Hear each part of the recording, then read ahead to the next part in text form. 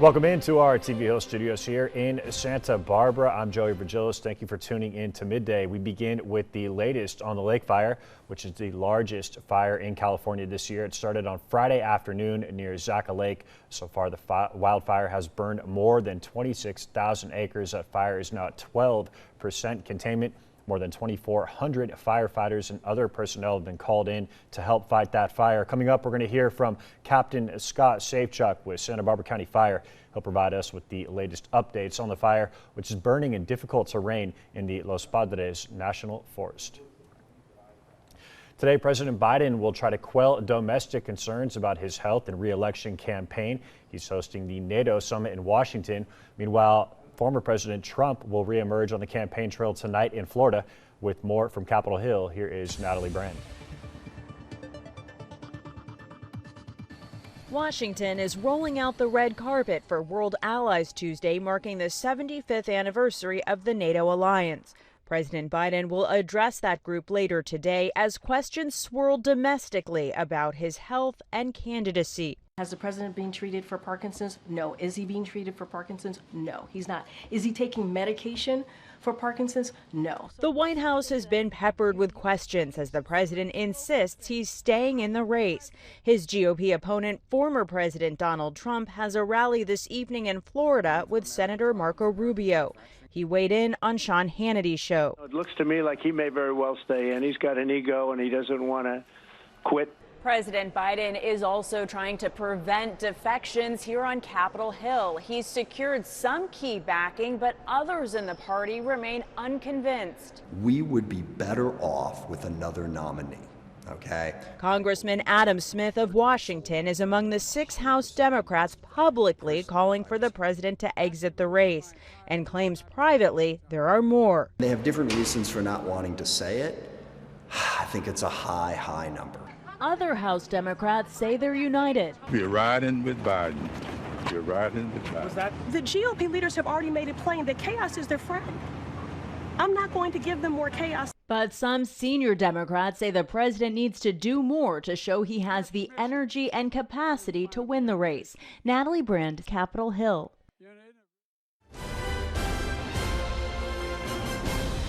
11:02 on the clock from Capitol Hill to TV Hill. We check in now with Krista Kirkji, and we're keeping an eye on that lake fire today. Yeah, we definitely are. We're dealing with a lot of air quality issues in the immediate area around it, along with other parts of the Central Coast as well. So here's a closer look at this fire and smoke map. Where you see that red on your screen, that is where the lake fire is currently burning. As Joey mentioned a moment ago, this is the biggest wildfire in California of 2024, and crews are really relentlessly working on this for the past several days now, trying to contain it. So if you're a part of a sensitive group, you have any respiratory illnesses, it's good to stay indoors. You don't want to be outside for a prolonged period of time. It's also a great idea to close windows and doors so the air inside your home stays nice and clear and nice and healthy for you. It's not good for anyone to be exposed to all those particles and the air quality in that area. But we are still expecting heat for the next several days, especially for our inland areas. And we have another red flag warning that has been issued by the National Weather Service for later this afternoon into tomorrow morning, because yes, we are currently dealing with that lake fire near Los Olivos and Zaca Lake. However, we're dealing with low relative humidity, some gusty sundowner winds by later tonight, along with more of that inland heat. So there is a risk for a fire to spread if one were to be ignited. I'll break down what you can expect the next several days and when we can actually have some relief from the heat in my full forecast. For now, back to you, Joey. Tonight at 7 p.m. there will be a candlelight vigil for Juan Lopez at 872 Cliff Drive in Santa Barbara. The 39-year-old's life was tragically cut short on the night of June 29th when he was struck and killed by a car near Cliff Drive. The driver, a 55-year-old Santa Barbara man, gave himself up to police on July 4th at the Santa Barbara Police Department. Sycamore Canyon Road near Santa Barbara will be closed every day until Friday from 8 a.m. to 4 p.m. Caltrans are moving a temporary gas line. Only local residents are allowed into that closed off area. Now you have to figure out how to detour. We're here to help you with that. If you're heading northbound, you can take the Alameda Padre Sierra eastbound exit and keep left on Barker Pass Road toward State Route 192. And if you're heading southbound, you go east on State Route 192, make a right on Barker Pass Road, and another right on Alameda Padre Sierra to Sycamore Canyon Road. A cattle trailer crash on Highway 154 sent 3 people to the hospital on Monday. It all happened around 11 a.m. where the highway meets Foxen Canyon Road west of Los Olivos. Both vehicles involved were fully sized pickup trucks, with one hauling a cattle trailer. According to Santa Barbara County Fire, 2 people were airlifted to Santa Barbara Cottage Hospital, while one other person was taken to Santa Ynez Cottage Hospital. Dignity Moves has a 4th new facility on the way in Santa Barbara. Its La Posada development is housing people who used to live in an encampment near the 101 freeway. The Dignity Moves team believes that the facility is helping residents get back on their feet, creating the path forward to focus on their mental health, addiction recovery, and career exploration. Now Dignity Moves is planning to build a new family village in Santa Barbara with a child care center.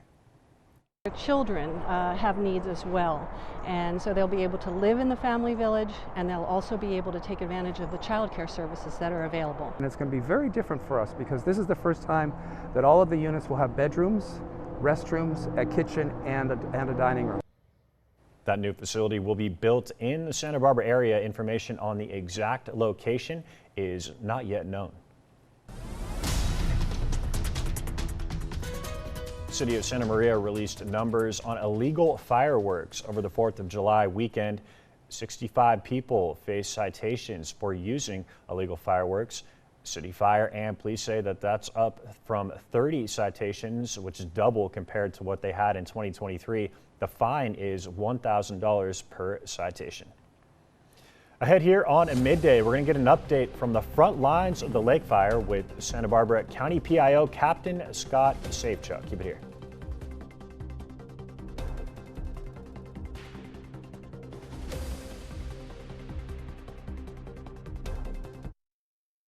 Sources come in on depends on sleeping will determine this.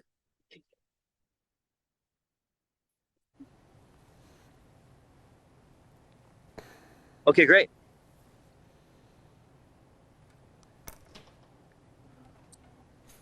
Alrighty, so you can now talk to Captain Safechuck right now. Okay. Hey, Captain Safechuck. This is Joey. How are you? Good, Joey. How are you? I'm doing well. Thank you for taking the time to come on midday. Yeah, of course. All right. Krista, you'll be after the Zoom.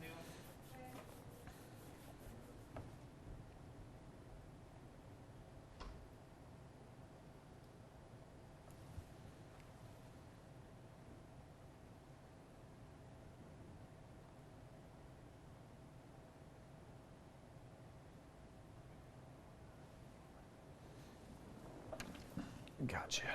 Okay.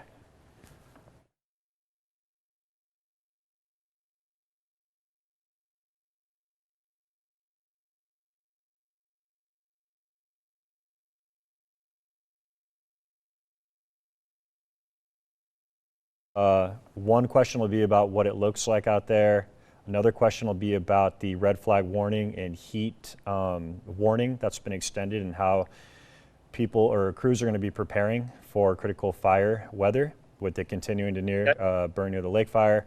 How many resources are out there, biggest concerns with the fire, what's assigned to the different firefighters to specific parts of the fire, how long they're on the fire line, and then resources that are available to the community in response to the lake fire. Okay. Yeah, and if there's anything that you'd like to add as well, feel free to jump in on that. Okay, perfect. All right, almost 30, Scott. Okay.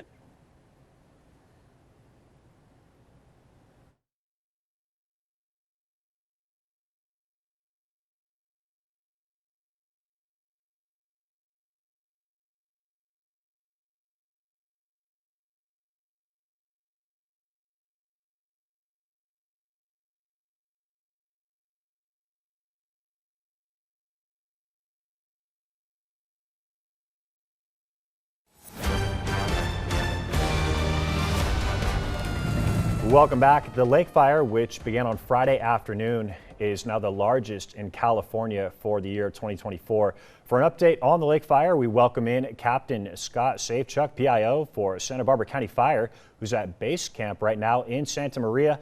Thank you for joining us, Captain Safechuck. Good morning. Good morning, Joey. Thanks for having me on the air. You're welcome. Captain Safechuck, what is it looking like out there? Yeah, well, you can see we're at base camp here. In the background, this base camp is still increasing. Today we have 2,485 personnel assigned to the incident, and this tomorrow this background here will have doubled in size because they're building a second base camp because this fire continues to grow. It's at 26,176 acres with 12% containment. We are happy with that containment. We are making progress in an area that's visible from Los Olivos, and it's that west side of the fire of Fox and Canyon, and we're slowly marching it in both directions to increase that containment line. Today we're expecting more fire activity. It's been unique because at night we have increased fire activity where most of the time we would get that recovery of relative humidity, that moisture under our vegetation, and we're not getting that. So the crews at night are experiencing heavy fire behavior in those upper elevations. And with that red flag warning, that's just going to increase that fire behavior. We do have moderate fire behavior right now. We're going into a red flag at noon till 9 o'clock tonight, which will affect this portion of the county where the fire is in that west side of Los Olivos and the San Ynez Valley. And as you mentioned, a red flag warning has been issued for the Santa Barbara interior mountains, including higher elevations of the lake fire and the western Santa Ynez range with the sundowner winds and low humidity.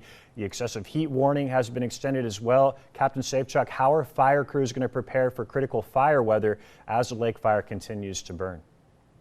Sorry, we had a truck that just turned on, so I'm not sure if that's going to affect the sound here.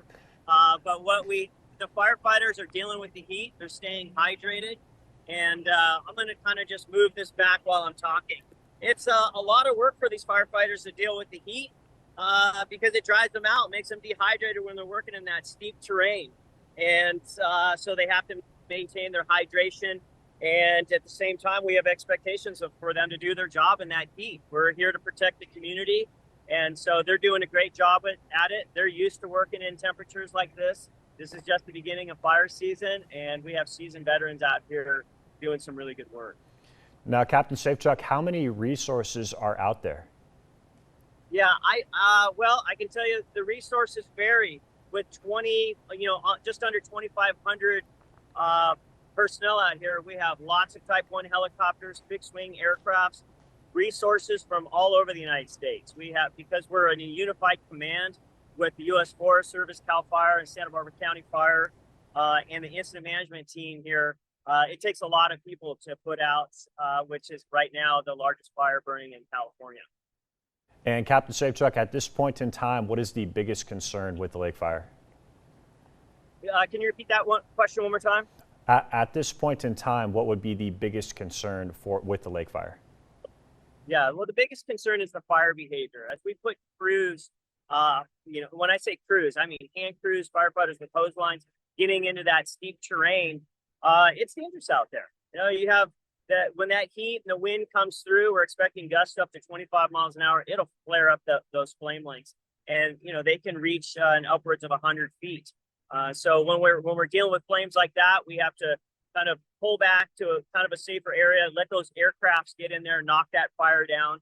And then we re-engage. So it's a combination of tactics from air and ground, and they work seamlessly together no matter what the conditions are, so we can just keep marching and increasing that containment line. Now, Captain Safechuck, can you walk us through how the fire crews are combating the fire? Are they assigned to different parts of the fire, and how many are on that line? Yeah, so if you think of the fire, it has a perimeter. So if we think of a circle, and then you divide it up like a piece of pie into, let's say, 12 sections, depending on, the topography and the intensity of the fire, we might slice that pie up even more. We use an alphabet system from A to Z. So we have firefighters assigned to each one of those divisions. Each one of those divisions has a network of resources out there from fire engines to hand crews, bulldozers, and then they're working with Air Attack to coordinate those aircraft in there. And then we just make those incremental containment lines increase so that we make sure that once we've got an area out, it's not going to continue to burn behind us. Captain Scott Safechuck, we thank you for joining us here on Midday. Good luck out there. Thank you again. Great, thank you. And if I could recap just one thing, a message for everyone in the community, you should be signing up for your emergency alerts at readysbc.org. You can get phone notifications, email notifications for evacuations or potential threats to where you live, as well as you can find evac center phone numbers and shelters on there as well, and information regarding the fire. Sounds good, and we will direct our audience to that website as well. Captain Scott Safechuck, thank you. Thank you, Joey. And we're continuing to monitor the lake fire, and for more information, you can check out our mobile app or head over to KEYT.com. All right, a comprehensive rundown there from the front lines of the lake fire, and now you have more information regarding air quality. Yeah, air quality issues definitely a concern, but I do want to start by talking about this red flag warning.